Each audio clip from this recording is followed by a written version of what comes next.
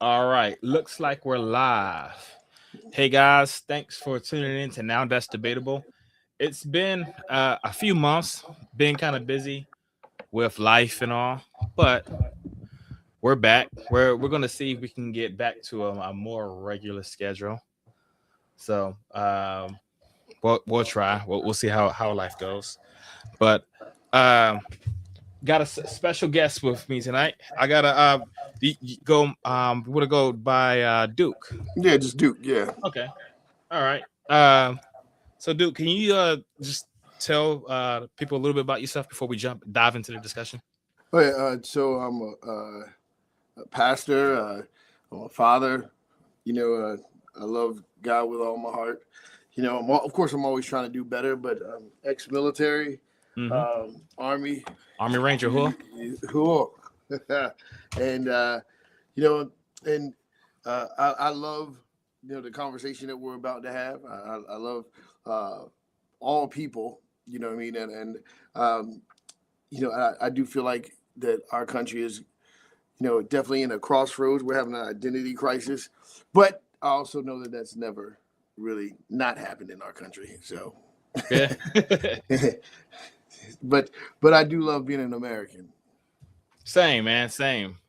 So the reason I was going to bring you on initially, I wanted to change the topic based off of the phone call that we had Yeah, because you were talking about the civil rights movement, right. and you seem to be pretty into it, and so am I. Like my mother, she was really big civil rights advocate.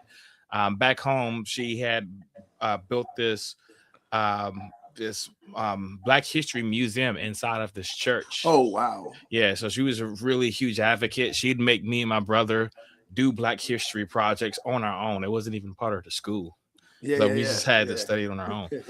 So yeah, Yeah.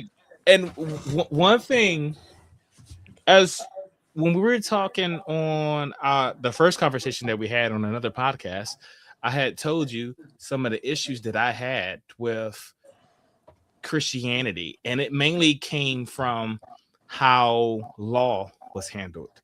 It Mhm. I changed because of the way it handled law, because of the way the Bible handled government. It I changed my epistemic I changed my epistemology regarding the Yeah. Bible. I used to just say, hey, whatever the Bible says is true. Right. And after I had started looking at the how it treats law, I started performing critical analysis on it. And one of the huge problems I have as a black man, the Bible does not seem to be on my side. Mm. Right, when it comes to civil rights, even like some of the more basic questions, like should you own slaves? Mm. Like the Bible, in my opinion, doesn't even get that correct. I mean, and now today, even the KKK, they'll dismiss slavery. They'll say that I was wrong. Mm. Yeah. So, slavery Hmm. in the Bible. The one thing people need to understand is that just because things happen in the Bible, uh, it doesn't mean that God necessarily approved it. Even when God is instructing His people through it, because God's God's dealing with broken man, not the man that He created. God's Okay. dealing with broken, fallen man, and so I use this analogy. It's probably a bad analogy, but uh, there was two types of people when it came back in my day. When it came to chords, Hmm. there's the people that see a whole bunch of chords bottled up and behind the TV, and they would either throw them away and go buy some new chords. Well, the other type of person was the type of person that would sit there and untangle the chords. No matter how bad it was, they would take all day to untangle the chords. And God is the type of God in his character is the type that untangle us from messes that we create. And so slavery is just a messy situation that humans did to one another. Humans did that to each other, and you watch God untangle us uh, out of that. You're not going to see where God approves it. Not only that. Now Even Okay. if God did You approve it. said we won't see the God approve what in particular. Well, I didn't say he. What I'm saying is that he'll use it, but it's not that Mhm. it's his nature. It's not that he approves it, but he will use it. You know, because humans are nasty creatures in the first place. You know what I mean? So Sure. I'm not. I know I'm not a humanist at all. I think humans without God are extremely dangerous. Uh, you know, so say if God isn't real, then humans are the worst things ever just to create that, to create the Okay. concept of God. So So when you say like God would use it, you're saying like so he'll tell people to own slaves or it's okay to own slaves, but he still thought it was wrong. oh, Is that what you're absolutely. saying? Yeah, so God will to when you're looking at someone who's operating in sovereign power, God's not Mhm. afraid of the things that we are afraid of. He doesn't think of things the way that we think of things. He doesn't see it the same way. Um, So like for example, in Leviticus 25, it says purchase. You says you may purchase your slaves from the heathen nations around you. That sounds like a support of slavery. not And now support. you're saying God wasn't supporting it. Yeah. He was just saying you can use it. Oh, it's a system. It's what did he get? What did he do? He gave man dominion over the earth. Man chose to use that dominion over each other. And then he's telling his people, okay, all right, since you guys are doing this, Mhm. this is how you're gonna do it. This is how you're gonna do it. But the idea, you can see it throughout history. The way he uses it is every time that the people of God wild out, that he would send them into oppression. Like, hey, like there's outside of obeying me, there's nothing left but slavery. But but the difference then, so when God would send, you said like when God's people would wild out, he sent them into captivity, right? That's because the people of Israel was doing things contrary to his command. Always. In Yeah. Leviticus 25, if you own slaves, you're not doing something contrary to his command. You're doing what God told you you're able to do. Now, think about this. No, let's say I'm just a guy, and that's literally what I am. Mhm. Now, God tells me I can purchase the slaves from the heathen nations around me. I don't know what God is thinking. All I know is what he tells me. Mhm. How would I know based on what God's instructions says that slavery is wrong? Because he's telling me I can do it. Right. And also there's other things that he thinks are wrong that he actively condemned. Mhm. Like for instance, he went after murder. He said adultery is wrong, etc. Right? And so like coveting, jealousy, like there's a bunch of other things he said is wrong. But now with Right. slavery, he's doing this has this weird strategy. Oh yeah. Well, that's because of the fact that humans are dangerous creatures, and So for my question is like, how do you know the difference between something that God is condemning versus something that God is just using for his benefit or purpose or whatever? not necessarily his benefit. Does it bring order to humanity? That's the biggest thing. It's not just for his benefit. It's Mm-hmm. saying that hey, if I don't bring, if there's not order under control, like say for example the Tower of Babel, he used confusion, right? He used confusing their languages to divide them. Even though God is a God of unity, he wants us to unite, to be together, but he used confusion. So it's not that when man creates You don't think chaos. slavery was a form of confusion? Because I would say this is what this was. If God doesn't want me to own slaves, and then he tells me I can own slaves, that is confusion. Yeah. So I would say this. I would say again, human nature. Okay, watch this. Look in prison. There's very little difference between what happens in prisons and what a lot of slavery was like. Actually, there is a big difference. There is a big difference. We were way more chaotic. You're talking about like mankind, bro. Like we talk about nuking each other, nuclear bombs, and Mm-hmm. the things that humans come up with. When if we're actually crazy enough to cry out to God, and then not listening to him after saying that we even believe this book, right? So this is a God that can flood the earth and all this other stuff, and then we have the audacity to not listen to him, right? That's no, how. but here's the thing. So the people who were owning the slaves, they were listening to God. Well, not all. They of them. said, "Purchase your slaves from the heathen nations around them." Yeah. That's exactly what God told them to do. Right. So now, as a black man, right, as a descendant of slaves, of how could I look at this and determine that God is opposed to slavery? Well, I don't think he is opposed to slavery. Well, okay, watch this. Put it this way. That's what I'm saying. That's what I thought you were I saying, don't- that is no, not I'm in saying his that nature. he'll use it. I'm not saying it's his nature. He knows how to, like. I don't think God's opposed to slavery. I mean, he knows how chaotic we get. I mean, he's not Right. confused about. Does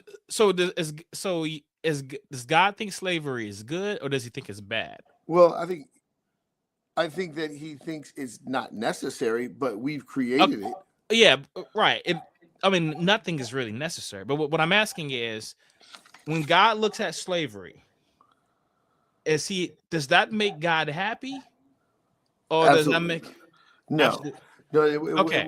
it won't make God happy. So But we're not dealing with a are God. are people sinning according to God when they practice slavery? Are they in sin? Are they sinning? No, So slavery is not a sin. I don't think slavery is a sin.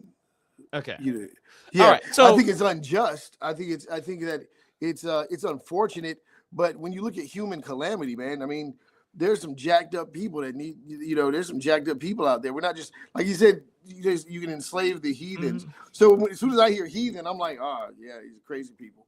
Because there's people that need to be put in check. Right. Heathens exist. Well, I mean, like heathen is just like non-Christians, which is exactly what people were in West Africa, right? So not necessarily, but I get what you're saying. When I say heathen, so if a bunch of Portuguese go to West Africa and enslave non-Christian Africans, are they doing something wrong? So on a human scale, the answer would be yes. God's scale. On God's scale, like you're already dealing with. That's the thing, is that you're dealing with a broken system. Humans are broken, so God's gonna identify them as broken. Okay, but He's the God of the slave is God going to identify? Is God going to identify them as sinful? Is sin one of the things? Is slavery one of the things that Jesus would have to die for? Yes. Okay, so slavery is wrong. Watch this. Jesus came to liberate. Slavery is an effect of sin. It's not sin, it's an effect of sin. The behavior is an effect of sin. Jesus came to liberate from sin and the effects. So to be a slave owner, you're just as broken as a slave himself. Can I ask a question? Just sorry to hop in. Can I ask a question? Sure. So, do you think murder is sin? Depends. Okay, I didn't ask killing. I specifically said murder. This is not like a trap. Well, no, I know it's just the way my brain works. It really depends. Can you think of can you think of an instance can you think of an instance in which one human murders another human and it's not a sin? Yeah. You're just walking up on somebody and killing them, or because they said something you don't like, you kill them. Okay, but that would be a sin, right? Right. Can you give me an example in which their murder is not a sin? Where murder is not a sin, no.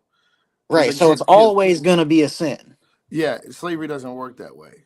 Okay, I'm not saying that it's not. I'm just asking, so for instance, the outcome of murder, or one of the effects of murder, is that someone dies. The outcome of someone enslaving another person is that they're enslaved. Yeah. In all cases, the person that does the murdering is a murderer and sinful. Mm-hmm. In the case of slavery, is that the case of the enslaver? Yeah, that's what I mean about the slave being just as broken as the slave master. The slaver is just as broken as the slave himself. They're just as broken. It's manifesting in two different ways. The brokenness of humanity. I'm not. but we're not really asking about the spiritual state of Oh no, the slaver and the slave. What I'm saying We're is talking that about the act. yeah, that's what I'm So saying. if so, you're saying to own a person, you have to be sick. You're a sick person if you own Are somebody. you? But are you a sinner? You're not in sin, but you're sick. You're dysfunctional. So as a slaver, you're not committing sins. No, But as a murderer, you are. Yeah. Just to confirm. Yes, because you're taking life. See, the thing about giving life a chance to live is that it can correct itself. Life can a slave master can learn that slavery is wrong. So there's a slave master can realize and get a revelation that this isn't right. Okay, but like it doesn't seem that there's a consistency. Like, I mean, yeah, murder, but also like in Leviticus, the same chapter that we're talking about owning slaves, it says you shouldn't eat shellfish. Right. And you can definitely come back from that, right? I mean, unless you're like deathly allergic to shellfish, you can definitely stop eating shellfish. Well, you could stop owning slaves. You could stop being a slaver. Right. So a lot of that had to do with just setting precedent, setting order, getting God's people in tune with him. He just delivered them, from Egypt, and he's building a nation to himself. And the idea is to keep them in tune with him. So build it upon slavery. Not just build it upon slavery, but the reality is that humanity itself was deprived. So I don't make just so you guys know how I am. I don't ever make apologies for anything that God did in the Old Testament. I'm not scared to say he killed a lot of people, because he did. You don't see where the devil killed a whole bunch of people. You see God killing all the people. You do see God say now. But this kind of raises like the main topic, right? Yeah. Because now you understand my position of seeing the Bible problematic when it comes to civil rights. Because now you said slavery isn't wrong. So when we're telling people not to own slaves, on what moral basis can we say that? They aren't doing anything wrong. Well, so this is the thing. This is what I'm saying, is that when I look at the decision, if God allowed slavery, it's for a reason. I mean, I can try to speculate and figure out why, but it's for a reason that only he understands. I don't understand it all. I can only look at the scriptures and see where he told people how to treat one another. He told people how to treat slaves. And what I see God doing is then I watch him, also he says that you can do this through slavery, but he also sends a liberator for those who are oppressed. And so there's this idea that... But he's the one that oppressed them in the first place. Well, I'm talking about his people. What I'm saying is that there's... but not the rest of us. But you see, that's the problem. Well, no, it is us and them. Because I'm not Jewish. I mean, I don't think... Well, no. Well, so here's the thing. So you say that, but you have to look at it like this. Genesis 12, the Tower of Babel, they were all together, right?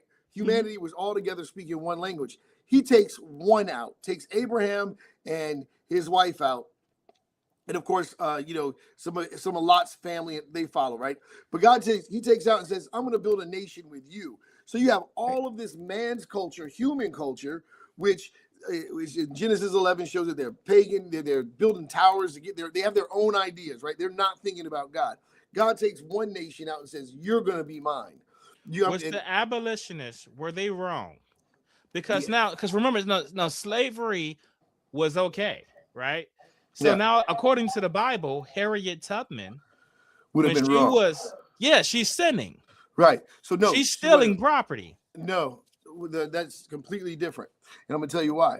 Because it's all about God's timing. His timing is profound. His timing is... So sometimes slavery is wrong, but sometimes it isn't. Like it was okay at a point, but then when Harriet Tubman was taking the slaves, then it was wrong. It's all about the will of God. So to me, it's all about the will of God. When you're dealing with corrupt man, because man has his own will. Man has his own will. So again, man's idea was slavery. Instead of the Europeans, when they came over here and they broke away from Great Britain, they didn't go say, let's look to the Lord and see what he says. They were like, hey, we need to go into the slave trade. But if they had looked to the Lord, he would have said, purchase your slaves from the heathen nations around you. Possibly it was a legal business at the time. Right. You know, I mean, yeah. Thanks to God, right? They were Christians. If they're listening to God, if they look to the Lord for instructions, they would have been practicing slavery, and they would have kept practicing yeah, it. I mean they literally Right. they literally did go into slavery. So this is a great example. So if you look at it, they go into slavery, but what happens? One of the first things they said was that, you know, you can't enslave you know, a Other fellow Christian, Hebrews. other Yeah. Christians, you know what I mean, It's and gonna be all this for stuff. indentured And most servitude. people underestimate how in like unfortunately But now, people dude, blame but slavery for don't you see the European. parallel? Oh So yeah, back in the antebellum South, like you couldn't enslave a white person. right, right. And that this is You what I'm don't see saying. how this is like this is the creation of an apartheid state. Like Yeah, the but that's Bible is in full throttle. So yeah. I mean, so now we Well, no, have you're looking at humans. when So you now look at you're when looking you at go humans ahead. trying to do it. You're looking at humans doing it, Well, not God. so it was But they're yeah, doing God. it with God's instruction. Who the white people? The Israelites. Oh, the Israelites. Yeah, that's what I'm gonna say. Is that so you have the Israelites and you have that whole slave thing, that whole time period. Honestly, all the way up to American slavery, right? So that whole time Well, period that slavery was approved. Okay, I that mean, whole so when did it become not approved? At well, least according to God. well, this is what I mean. Is that it was a time of brutality. These are brutal humans, right? And then you I get mean, to I would argue that in the antebellum South, we were potentially some of the most brutal slave owning civilizations to ever exist. I can't make that speculation, but I definitely don't oppose that. Definitely, you know, it was Yeah, pretty so bad, my question is, where does it become not approved? Like, if right? the topic of this conversation, at least as it was introduced to me, was that the Bible supports things like the civil rights movement, but here you are saying that slavery isn't sinful and that God allows it. Yeah, So slavery is how would we dysfunctional. defend civil rights when we say that owning slaves isn't wrong? Slavery was dysfunctional, but not necessarily sinful. Like I said, it's an expression of brokenness of the human culture, the human species. So human beings enslaving other humans is a construct created by the brokenness of humanity.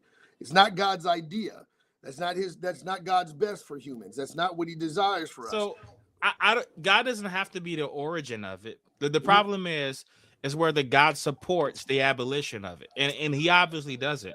So now you run ahead. Well, no, he does because he sent a liberator. So we do know that he sent a liberator, which was who's the liberator? Yeshua. You mean Jesus? So fucking no, Jesus didn't abolish slavery. But he said nothing about it. Like Jesus didn't mention slavery at all. But when the law was brought up, he always said follow it. Right. Which in the law, Mosaic law, is his full support of slavery. So listen, this is the thing. This is real, like realistically where it's at, right? So when we get to that place where slavery is abolished, like the only reason slavery didn't exist in America is because I talked to you earlier about the contraband decision, where it was a financial decision. Who's your guest, by the way? Oh, that's my co-host, Facade. Facade. Yeah. Okay, so He's have you ever heard of the contraband decision? In what reference? Have you ever heard of the contraband decision? In reference to what? It was a Supreme Court case, if I'm not mistaken. Yeah, like pretty much. So like the argument was from the Southwest, slaves are property. So if slaves are property, when the North captures portions of the South, then it's contraband. They're allowed to take it. Right. Yeah, I mean, we kind of hold on to some of that as spoils of war in modern society, but yeah, and so that's the only reason slavery was really abolished, because the financial backing, the ability for the North to pay the South back was impossible. So the reality is, you know, the Emancipation Proclamation happened, but slavery is still going on today. You know what I mean? So it stopped in America. It stopped in, you know, your more civilized cultures, but, you know, at the same time, when we look at it, you know, it was abolished here, but the concept itself, you know, humans still do it, you know, and that's part of the dysfunction of humanity. Yeah. So like I can admit That is this. Go ahead, Fasad. I just for clarity, because I may be missing something. Are you saying that slavery was abolished because of this decision, or it was implemented because of it? It was that the Emancipation Proclamation was implemented because of it. 50,000 slaves ran for their freedom to the North in 1 month, breaking the entire financial institution of slavery. And they had already partnered with the North and started fighting back. So, And realistically, and biblically, this would have been wrong. fighting for freedom. Well, I mean, leaving your slave owner, opposing your slave master, Not necessarily. not On what following your government. Right, because Not- on what basis do they have to take slaves? Like, They aren't doing anything wrong. who's not doing anything wrong? The slavers, the people who owned the slaves, they Oh. weren't doing anything wrong. Like by your own words. No, I never said that the slavers weren't doing anything wrong. But I thought you said slavery wasn't a sin. So I mean, the key term of owning slaves. What's your definition of sin? What's your definition? You thinking right and wrong is sin? Okay, I mean, I think that's morality, but that's a different. Yeah, question. sin means to miss the mark. Sin means an error, like a mistake, an error. Okay, so what I'm talking about in your Christian terms, like the things that Jesus had to die to forgive. Right. Was slavery one of those things? Was slavery one of those things that to die to forgive? Yeah. You know what? Like for instance, like I lied. I'm going to be even more nuanced. Being a slave owner. Yeah, I don't think so. I don't think it was one of those things. Okay. So and that's right, and that's exactly what I think Fasad thought you were saying. So like, yeah, I don't think it was one of those things because again, when you look at the brokenness, now would a person get to a revelation that they, especially if they put someone in slavery, would they get to a revelation as they're pursuing God that this is wrong, and this should not be? I do think they would, because it's part of human dysfunction. So where would that revelation come from? It's not wrong. If the more you pursue God, the more you pursue God, because what's going to inevitably be happening. No, but dude, but this is a contradiction. Like pursuing God has nothing to do from if you get a revelation, according to you, if we get a revelation that says slavery is wrong, that did not come from God, because God does not think slavery is wrong. No, I'm talking about evolution, a revelation through an evolution of thought, a consciousness thought. Like, so the more I pursue God, right?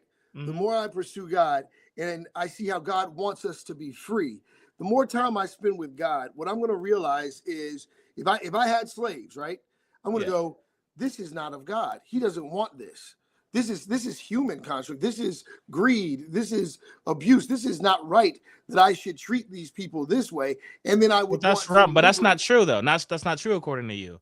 Slavery is not wrong. No, slavery is dysfunction. It's put it this way. Okay, but dysfunction. Hold on, because I want to make sure I'm clear about this. I'm clear about this because I don't want people thinking that I agree with slavery.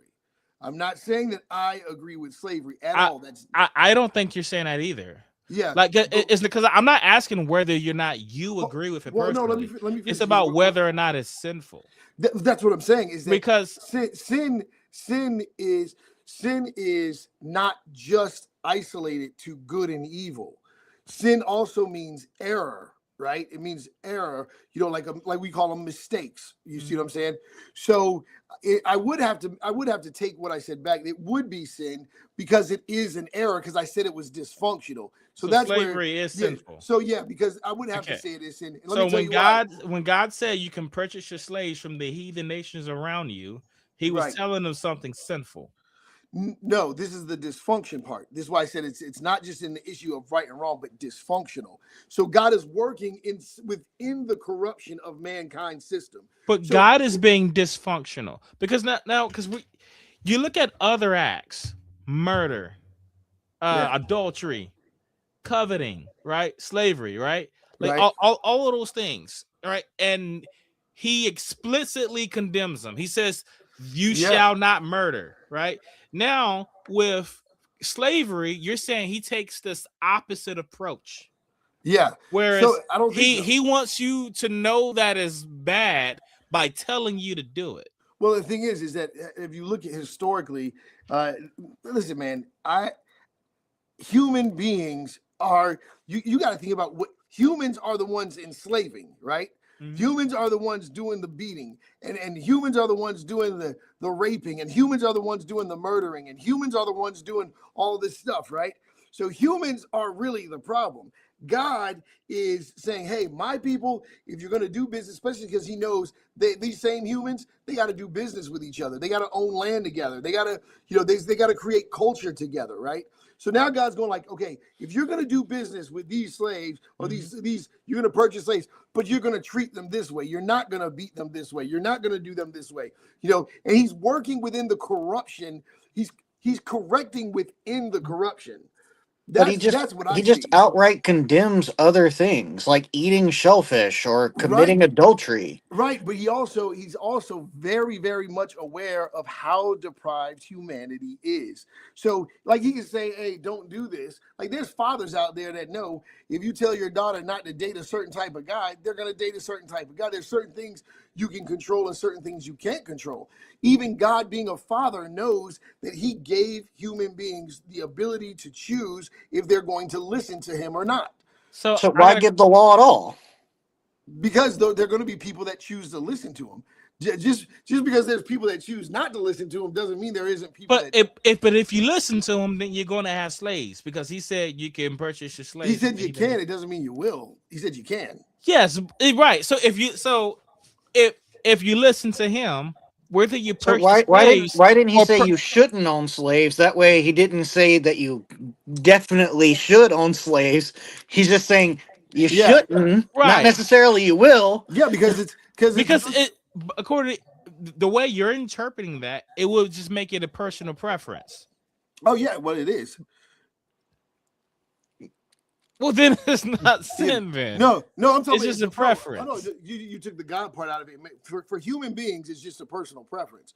For human beings, I've seen humans on such a corrupt level. Like, so for me, I guess because I've seen the depravity of humanity, there are people that justify so much evil, right? That they do, and it's pure evil, right?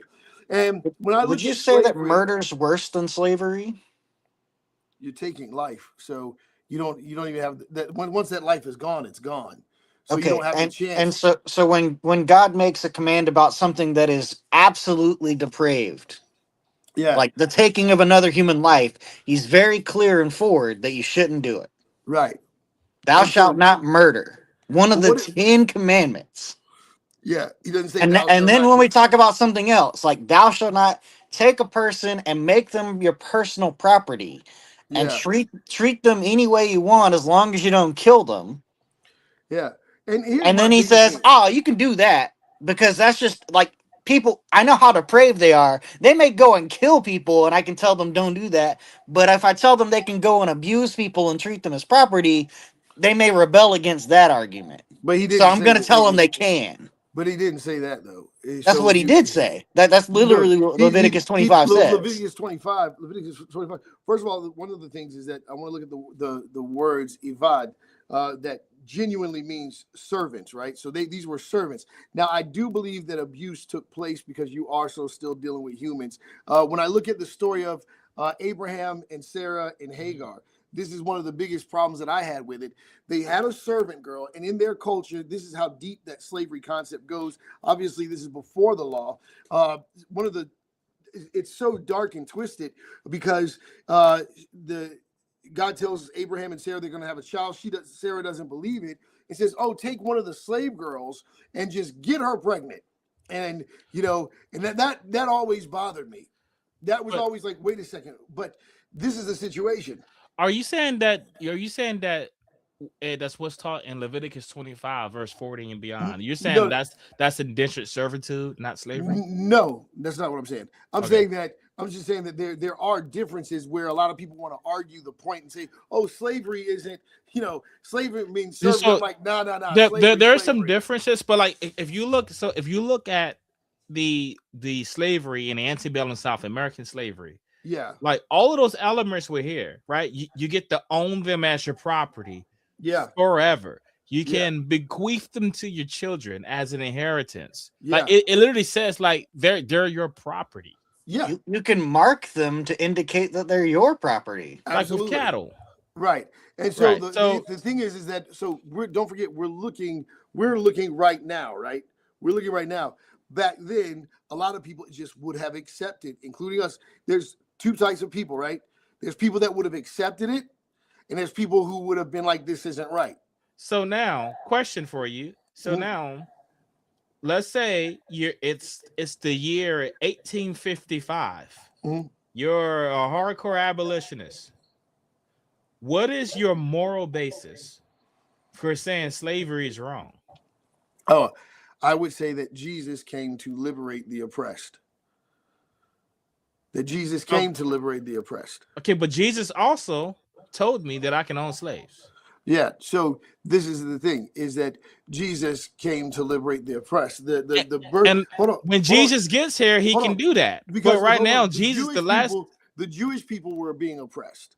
So before you see where the Jewish people were, he was saying that basically you're going to be like other cultures, right? So you're going to be like other cultures. So if these other cultures have slaves, you're going to have slaves, and that's what mankind does. So these are human constructs that God is working within. Then Jesus comes, and you hear the very matter of fact, Isaiah says it first because all Jesus did was quote Isaiah and says, "Hey, I've come to liberate the oppressed." So now you go, wait a second. This entire time, this was about like God was allowing them to have this man's idea. Like here's what man comes up with, and I'm going to work within man's constructs. But the idea is to bring man out of bondage. That's what he did with his own people. That's what he's doing with us to bring us out of bondage of our own thinking and our own corrupt constructs. Well, but his thinking and his construct. I mean, even if you say that there were strictly ours, when I own a slave, I have the backing of God.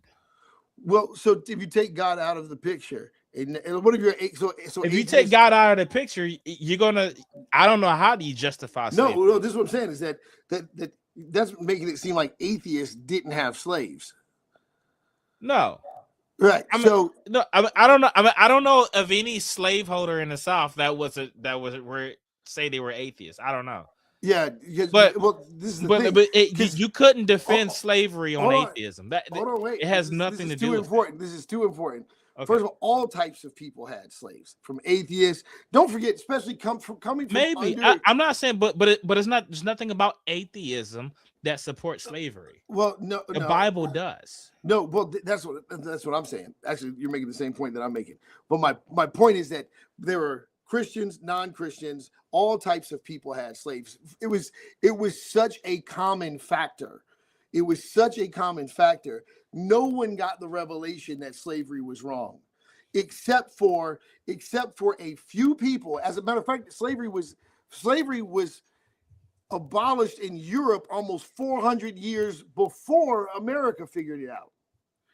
Okay, so when you start seeing the suffering of people, cruelty, don't forget the Roman oppression that took place overseas, over there. Not just the Roman oppression. Before that, you had Alexander the Great, who was enslaving people. So it's not just that it was a Christian construct. This was a human construct, and people justified it through their religion, why they could do these things. Through the Bible. And God made that pretty easy to justify. But here's the thing, right? when we focus on that, but every religion had a justification. But the difference is God offered a solution to it. I got a question for you, and then I'm gonna push a little forward into the civil rights movement. This is good stuff. But quick questions. Let's say you're God, and you want people to eradicate slavery. Would you give instructions like what we see in Leviticus 25:44? If I want them to eradicate slavery? Yes. No. I mean, but you're talking. That's what I'm saying. So like this is nonsense. No wise person, no wise God. Hold on. Would ever give instructions like that. Let me tell you something. Let me push back. Okay. Let me talk. As someone says I'm double talking. Well, let me double talk. Okay. Because here's what I will say. If I have full acknowledgement of what type of humans I'm dealing with, and they are cannibalistic, crazy, doing terrible stuff. Yeah. Like I would say, hey, either wipe them out, enslave them, whatever. There's certain people, you're talking about human depravity. I'm talking about guys, these were some messed up people. Mhm. All right. We And keep now making you gave them the ultimate moral justification because they got the backing of God. But here's the thing. Watch this. Here's the thing. You're talking about people that were already enslaved, beaten. The Jewish people were enslaved for 400 years, beaten and abused and mistreated and being killed. So they were slaves. They've experienced the cruelty. And what he's saying is, hey, you're not going to be like that. You're not going to treat them like this. You're going to treat them the way I tell you to treat them. You know, Okay. hold on. No, Which includes being able to beat your slave, and as long as they don't die within a day or two, that's fine. Yeah, they were tough. Yes. So I don't see how that's good. much different. That Yeah. doesn't make it good. Yeah. No, I'm not trying to make it look good. I'm just trying to say these were not the humans that you think they are. These are not those people. These are wild folks. And so, like again, I don't make apologies for anything that God does because He knows why He allowed it. But I do know this: that when you look and see God offered a way out. When I think about the fact that there were churches that I've attended that hid slaves. This is what I mean about the timing of God, because there were churches that hid slaves and then they would get burned down for hiding the slaves. I mean, that's God's judgment, right? Because they should have gave the slaves back. Well, see, that's the thing, is that when people claim to be Christians and claim to hear from God, but when God does something that they don't agree with, I'm talking about the believers, not non-believers. Mm-hmm. When God shifts and they don't make the shift with God, when God is showing a revelation and they don't make the revelation, like, so if they go, oh no, God, slavery is what it should be. Now they're arguing with God if God's already bringing forth liberation. If God is saying, no, the time for this is over, the same way He got people out of Egypt is the same way He delivered Black people out of slavery. So now let's push ahead to the civil rights movement. So Martin Luther King, he was fighting against segregation. Was he wrong? Martin Luther King said he was fighting against segregation. Segregation. Me personally, the difference between the Exodus with the Jewish people and the liberation of Black people is the Exodus. The Jewish people had time to create their own culture. Mm-hmm. With Black people, it was like, you're free now, but you still have to go like down the street from where you used to be oppressed. They never really able to really cultivate their own culture. When Martin Luther King was fighting out against segregation, was he wrong? Like when we had this hit on. You want a yes or no answer? You want a yes or no answer?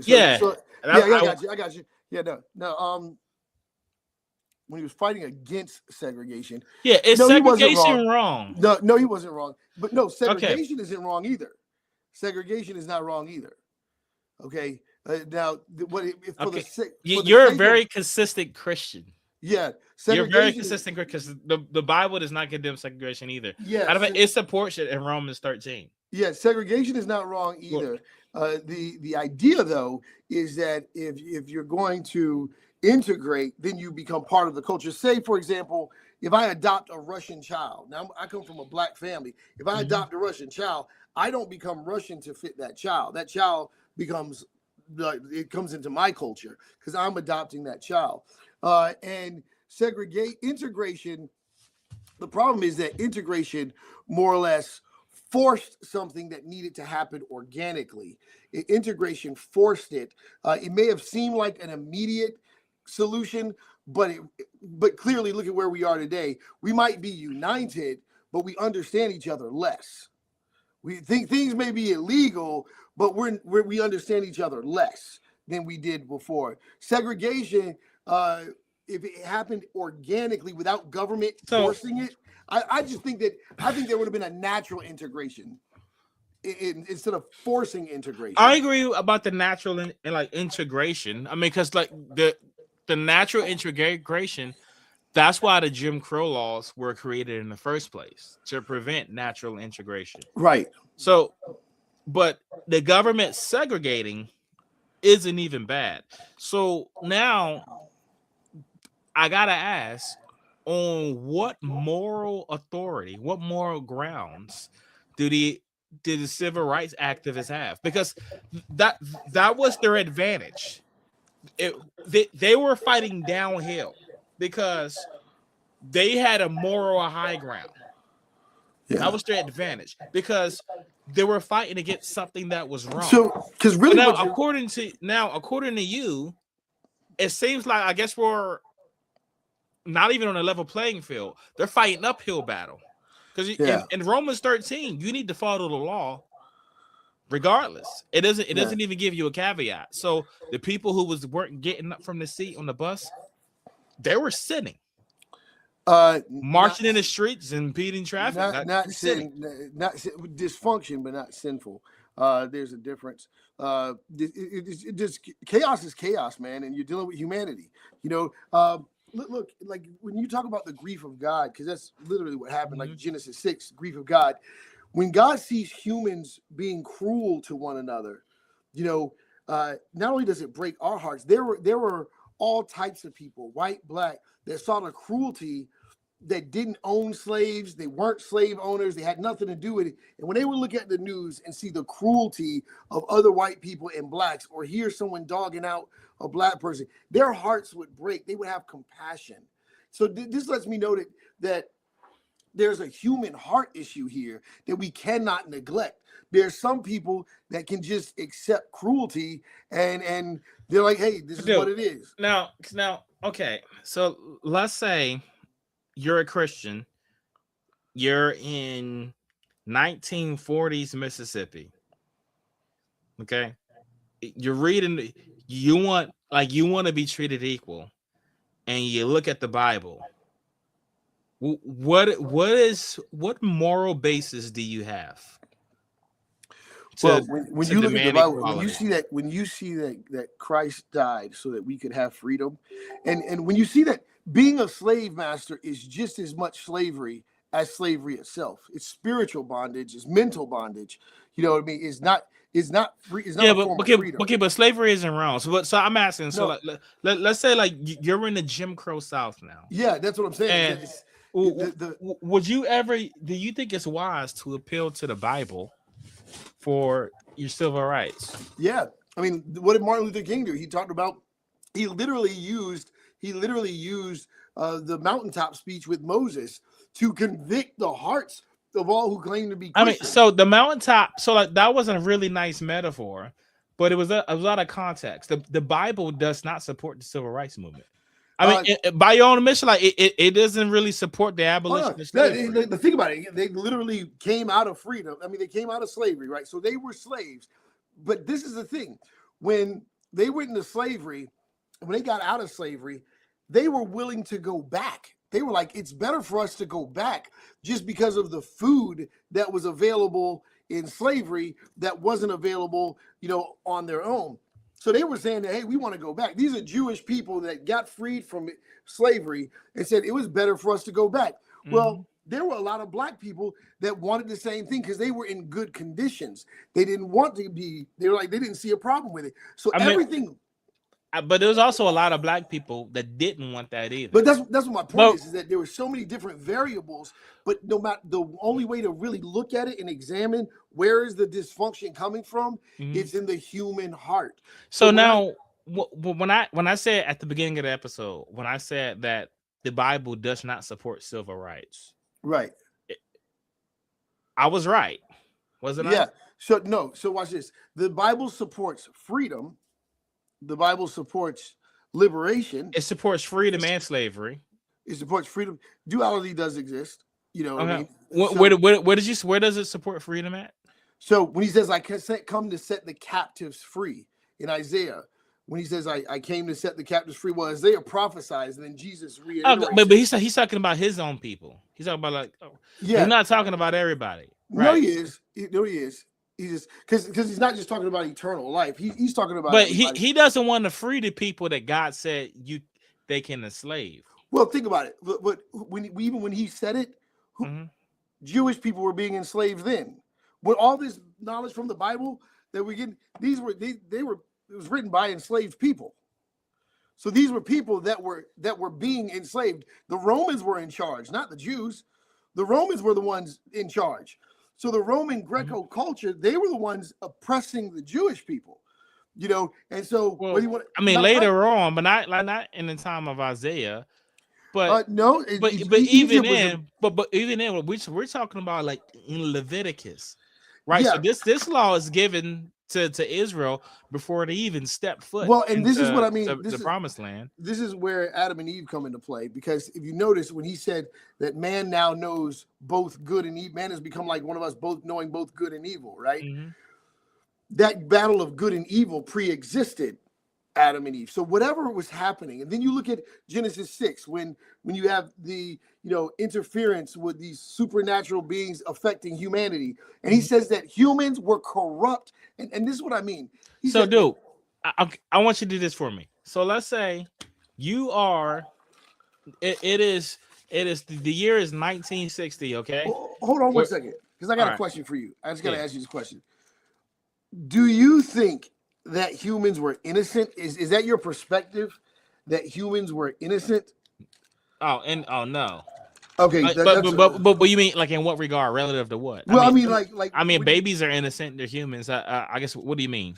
Well, that's what I'm saying, is because according to Scripture, when he talks about the regret of God, he says that he regretted that he even made man, and he said because they were evil to the core of their hearts, like from the very beginning of their hearts, that all they could do was come up with different types of evil. Okay, and so when I look at what God was really dealing with, I guess I don't want people thinking I'm being cold-hearted, but I'm like, I'm also not going to be fooled by human beings. Well, I don't know. I don't know if anybody thinks you're being cold-hearted. I don't. I think you're kind of just demonstrating my point. Yeah, that the Bible doesn't support the civil rights movement. I think it's bigger than support. I think it's bigger than support. It is actively in opposition. So how is it? No, let's say, well, the year is 1960.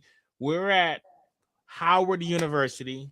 I'm a white guy and I'm a staunch segregationist. I was invited to defend segregationism, right? And you are an avid civil rights activist. Now we're both going to use the Bible to argue our respective points. Do you know what's funny? Who do you think is going to be able to make the stronger biblical argument? Well, one, whoever's in their word the most. That's the biggest truth. Whoever's in their word the most. But this is okay, right? Like right now. So no, I'm saying right now. You're definitely in the word more than I. I used to be in it a lot. Okay, but right now, with the Bible available, here's my point: is that the Hebrew Israelites and the KKK literally have the exact same conversation. They believe the same things. They both use the Bible. The KKK uses the Bible the same way. And what's funny is the KKK wrong in the way they use the Bible. Yeah, they're wrong. I got to interview the Grand Dragon of the KKK. He's definitely wrong. You know what I mean? He's way off. Okay, so what about okay, I don't want to nitpick every single KKK doctrine, but like in regard to slavery. Well, right? no, but they're right on that. There's a logic. But they're right. Okay, they would be right on slavery, even though KKK even denounced slavery. Yeah, and the Bible doesn't. So, but just think about, isn't that wild? That the KKK knows slavery is wrong, right? But God doesn't. No, He does. That's why He came to liberate. But He knows it's wrong. That's why He told them they can have slaves. No. So what's this? He knows that it was dysfunctional and it was not best for humanity. That's why He gave them a revelation of the Messiah. Jesus' name means salvation from whatever it is that's trying to destroy you. Salvation. That's what His name means. Yeshua means salvation. The definition of Yeshua is salvation.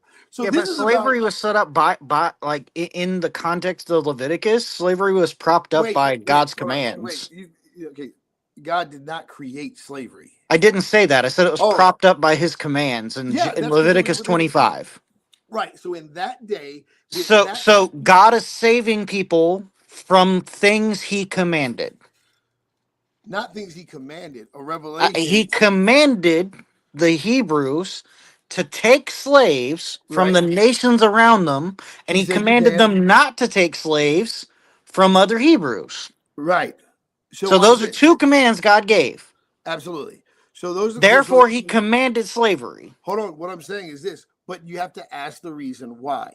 Because I would rather listen, if I would rather be enslaved by someone who's in the hands of God than enslaved by someone who's not in the hands of God. But it's like saying I'd rather be murdered by a Christian than be murdered by an atheist. You know what? So the difference between murder is your life being taken. If I got the matter of fact, If here's you're a an story. atheist, if you're a slave, your life is being taken. No, Like literally, it doesn't become yours. You you become someone else's property. that's metaphorical because you're still alive you're still alive. Like someone else can get a revelation that it's But you wrong. don't own Have your you ever, life. just out of curiosity, you ever read Up from Slavery? No, No? Fun quote from Up from Slavery, which was written by a former slave. He said, when we were on the ships, that we had the option. We had the option of either going to be slaves, knowing the torture and hell that was going to become for us, or we had the option to jump off the ship and die. right. Do you think that when those are your options, you really have much of a life? Well, that's the I mean, thing. it's literally Is like that I have a gun to your head and I'm telling you to do everything you do. Are you really alive or are you my puppet? right? So I think that as long as as long as I am alive, then there's a chance, there's hope. There's a chance for a better day, which let's thank God that the slaves didn't kill themselves, right? I mean, Because some did. They jumped off the boats and died. They right, committed but suicide because they refused to that's live what a I'm life of saying. slavery. That's what I'm saying. But we're the descendants of the ones that didn't. We're the descendants of the ones that hung in there. We're Well, the I mean, by descendants. proxy, because everyone else is dead. Well, no, that was just you say by proxy, by decision, the decision to stay alive, the decision to survive, which, this is where it gets very interesting because you're talking about the human spirit here, not just the human condition or a physical environment, but the human will to live and the desire for freedom. This is the ultimate call that God is responding to, that human essence for freedom. And when I look at what happened, even with the Exodus all the way to the civil rights movement, and I see them standing strong in faith, churches and Jews and Christians coming together like never before to stand against the government and say this is injustice. The Jewish people had just come out of the Holocaust. So when the Jewish people came over here after surviving the Holocaust and they heard and saw what they saw, they knew that this was the same rhetoric as Adolf Hitler. They knew what it was, and they stood and financed the civil rights movement. So here you have Israel and the church united, standing side by side, fighting against injustice.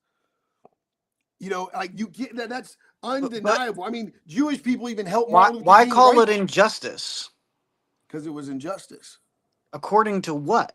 God commands that it's fine in Leviticus 25. It's fine to Right. own people as slaves. Why is it unjust? Well, I mean, if you're talking about what he was telling his people, because once Christ came, it's not that first of all, when Christ came, a lot of people like to say the Old Testament was abolished.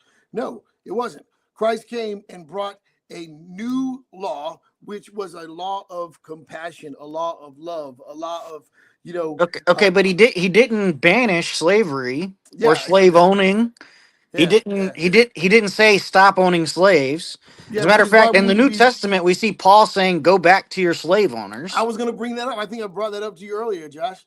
That God actually, the reason why is because when he told the woman at the well that the truth is what makes you free, and that's just a reality that we have to accept. That no man, no woman, no person can just take our freedom, right? And so, but when we have truth, we are naturally empowered. And when I look at 1 Timothy chapter 6, you guys got your Bible on you. If you go to 1 Timothy chapter 6, he literally says, if you find yourself in bondage, and this is a lot of people like to write slavery off into the Old Testament, and I'm like, nah, it's there in the New Testament. If you go to 1 Timothy chapter 6, he actually says, and a lot of people see this as disgusting, but they don't know the heart of God. you know, and if you look at it, he actually straight up says that if you find yourself in bondage, don't count your slave master as a, you know, as a predator or oppressor, but see him as a brother, you know, see him as a brother in Christ. And it's like, wait, you're asking people to be okay with slavery? You know, like you're asking people to be okay with being, but then when I think about this war-torn humanity, not just culture, but how abusive humanity is. Do you think God's tactic was a wise way to go about slavery? Considering, because like you're saying, so God's ultimate goal wasn't to have slaves, but he says you can have slaves. Yeah, Considering the fact that the people who own slaves use God's instructions to justify the ownership of slaves, would you say that was a wise tactic on God? I will never try to be wiser than God. The only thing I can do at my best is try to understand why. Do you think, what if God, by telling people you should murder, was trying to prevent murder? Do you think that would be a wise thing to do? Yeah, so I mean that's what war is. Kill, you know, you go to war to have peace. You know, that's the confusion. That's the duality. No, I'm just talking about we're not even talking about war. Like I'm talking about just straight up murder. Like I pick up an axe and go chop my neighbor in the head. Yeah. Like yeah. Do you think it like would be wise? Like abortion, just kill a baby because you don't want it. So we can have you back on and we can discuss abortion. No, I'm not trying to switch subject. I'm saying it's the same type of concept, like just to murder something, just to, you know. So if the goal is to prevent that, do you think it's a wise tactic to tell people to do it?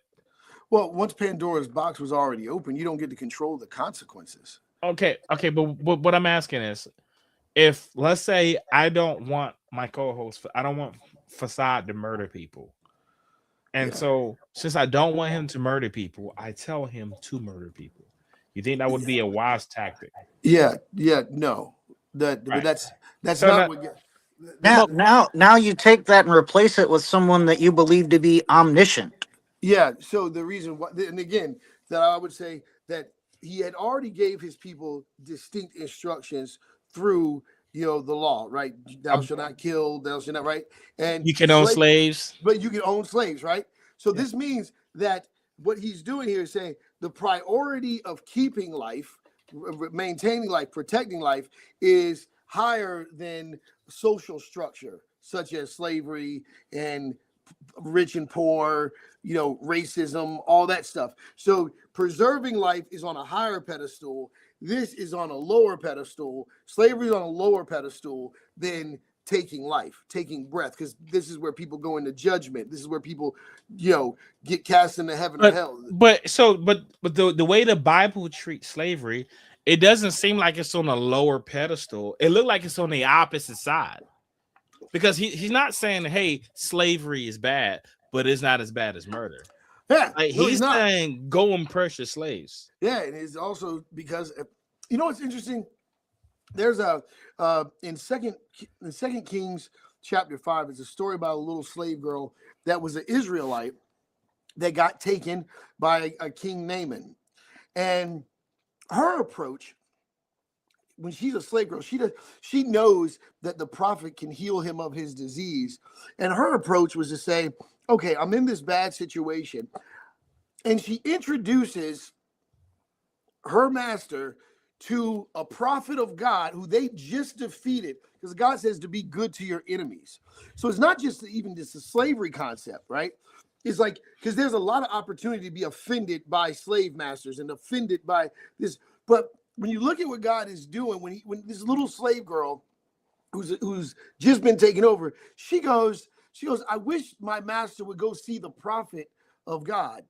And there's this level of strength that comes from this unbreakable mentality that happens when you go, because I know who the one true God is, nobody can put me in bondage. Even if I'm in physical bondage, no one can break my spirit.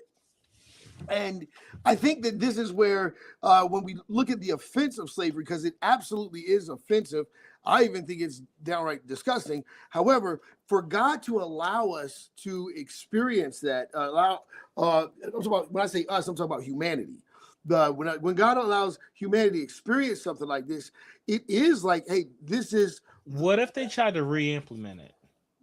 If they try, who would try to re-implement it? I mean, the government. Oh, then we wilding out.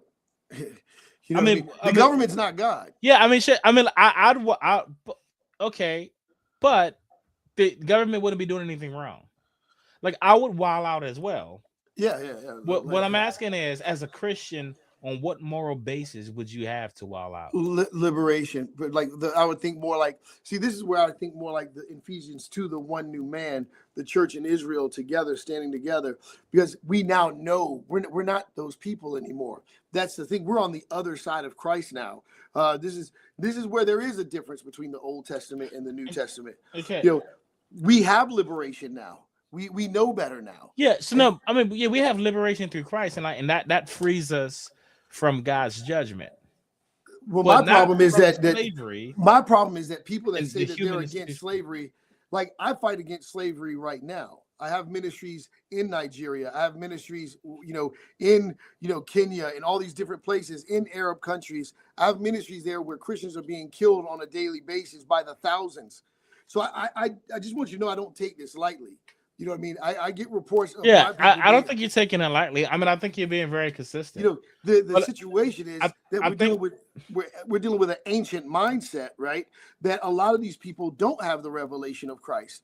And what irritates me more than anything, especially when black people, not talking about you, I'm saying when black people talk about how much against slavery they are when it's still happening, then I'm like, hey, then get off your video games and get off and help me fight this fight right now. Didn't God reveal through Revelation in the Bible that you can own slaves? In Revelation, No, no, through Revelation. through I'm not talking about the so- book of Revelation, but I'm saying Yeah, through yeah, he Revelation, does. right? He So, reveals as a matter of fact, in Leviticus 25 right, that you as can a own matter of slaves. fact, guess So what's good? you have It's two about- it's- people. I just gotta say something real quick. It is coming back. I keep forgetting about that. That Christians are going to go into slavery here in America. Christians are going to be persecuted. See, Okay. slavery is going to come back.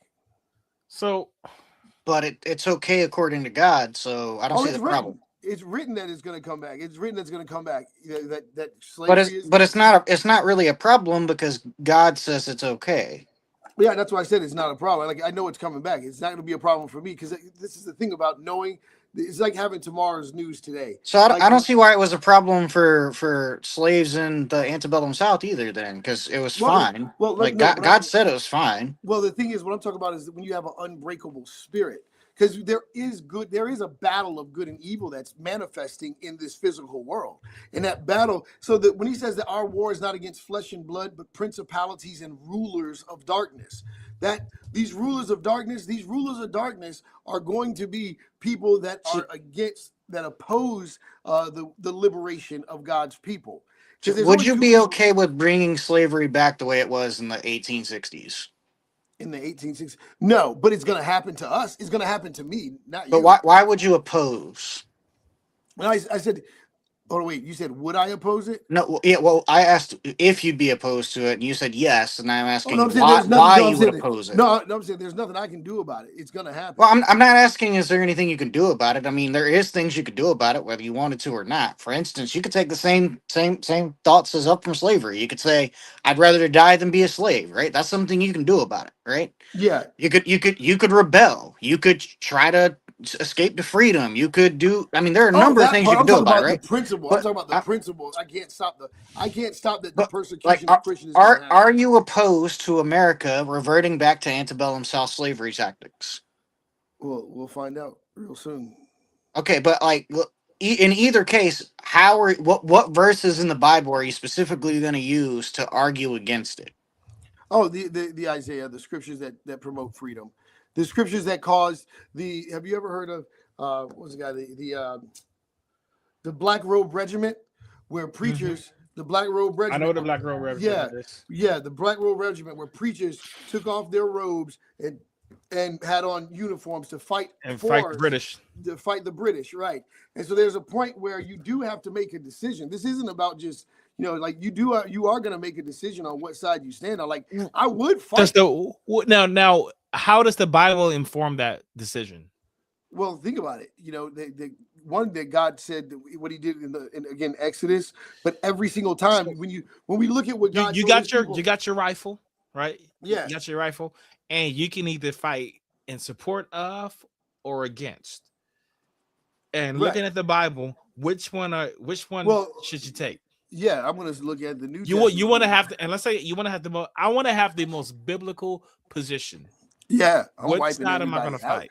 I'm trying to do like this is the exact reason why He told to wipe the Amalekites out, because there was nothing but enslavers. That's the whole thing. Humanity wanted to enslave somebody, because instead of He gave us dominion over the earth, we took that power to have dominion over the earth. I really like you to answer that question for me. So, like the Black Robe Regiment, right now, I can fight either against or for slavery, and I want to have the most biblical position. The most biblical position would be for freedom. Okay. The most biblical position. That's why they did it. Where are you getting that one from? Because I look at Leviticus and it says you can own slaves. Okay, so watch this. So you see Israel today, right? Mm-hmm. Israel today is a culture that just wants to exist. That's all they want, is to exist. They don't want to enslave anybody. They just want to exist on the territory that they were given by God, right? And so then you have the Muslims who, in 1600 years, we always talk about Roman oppression and Alexander. In 1600 years since the birth of the Islamic faith, the Muslims have killed over 270 million people in the name of Allah. You know what I mean? And these are people that are really coming, and now they're here in America, and they're not playing, they're not giving into American culture. They're really here to establish the Islamic faith, and they're going to do whatever they feel like they need to do to make that happen. And so when you look at from Israel birthing Christianity and all the things that we went through culturally and all the messiness, we're the only ones talking about freedom. We're the only ones. Everyone else is still talking about oppression. What's the biblical basis though? Because I can look at the Bible. Salvation brings freedom. Truth brings freedom. I mean, but salvation was about freedom from God's judgment. It's not about slavery. Because like you had slaves, right, who were still enslaved, never found freedom, but they found Jesus, right? Right. And they had more freedom than, like, there's people in prison. Right. So what I'm saying, so you can have all of that freedom while still being enslaved. Yeah. I mean, physically, yeah, sure. But so now what I'm saying is, so like I want. But you can't. So you have to say it in its entirety. That there are people, the freedom of God, whether you are in bondage, in prison, there are more free people in prison who have a relationship with God than people outside of prison who are in bondage to addiction, bondage to slavery, whether it's physical slavery or bondage to work and making money. They're enslaved by something, okay? And then these people in prison who have none of the stuff, they have this awesome relationship with God that they wouldn't trade for the world. I think that's, shows the purity of the freedom that God brings, that, when you look at what man does to each other and how man rips each other apart, man judges each other, and humans are horrible to each other. And then we just blame God for it. You know what I mean? That's what's wild to me. When I'm like, even if you don't believe in God, it's like, if you don't believe in God, then your position should be, man, humans are so evil, they created the idea of God. I will never trust a human with the level of hatred that atheists have for the idea of God. I don't hate the idea of God. Oh, well, here's what I'm saying is that, like, the way that they put everything on God, it's like, well, according to your belief, if you know that God isn't real, you know without a doubt that God isn't real, then you should have all of that frustration and anger and questioning towards man, towards human beings, Well, not God. I think that's what most atheists would say. Like, I mean, that's my position. So, like, I mean, I don't believe in a God. I think that there are people who wanted slaves, and they had a book that justified everything they wanted. Like, it was an ancient group. They wanted to slave other nations, but not each other, and they made up a God who supported that position. Yeah, but the thing is, They were that, also misogynists. They had a misogynist God. I mean, that's. but the thing is that there were so you're pointing out, because this is what was colonized around the world.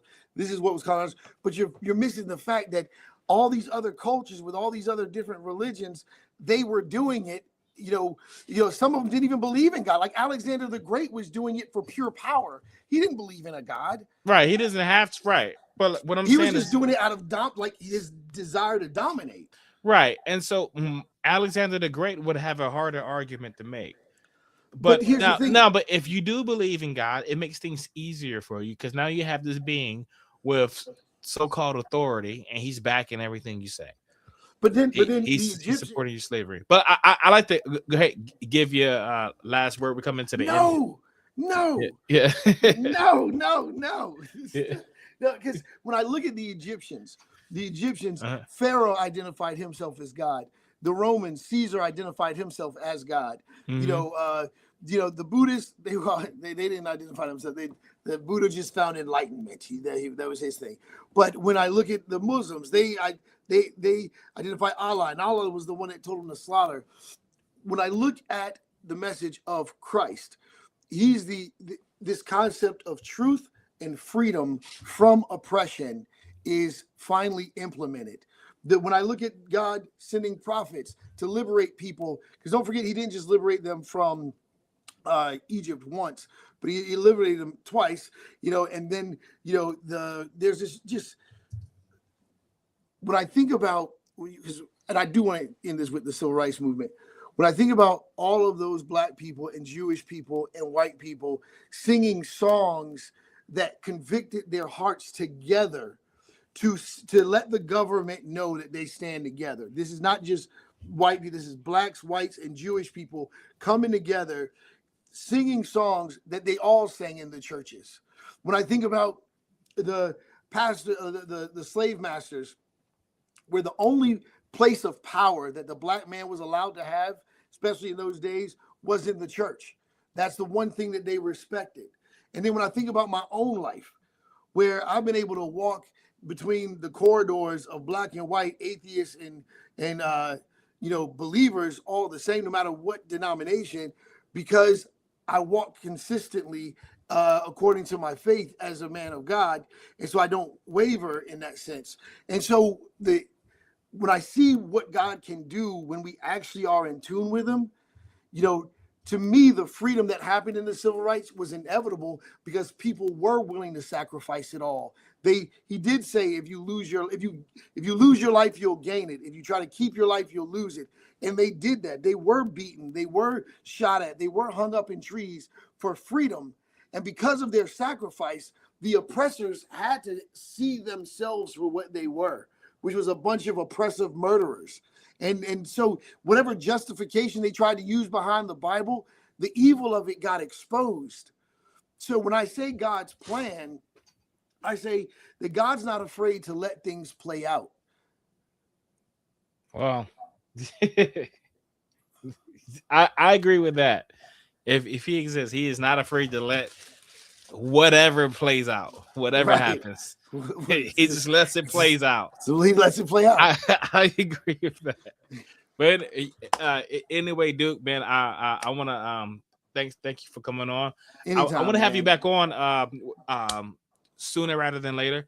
I'm curious about, because you had mentioned, you said abortion was wrong, and I guess I want to challenge you on that. I want to challenge you on what the Bible says about abortion, and just my actual position on abortion. Gotcha. And so we can have a really fun conversation there. Yeah. But yeah, man. Anyway, guys, I want to thank y'all for checking out the stream. I will see y'all later. And Duke, don't hang up yet. But I'll talk to you off there. But all right, thanks, guys. I will catch y'all later.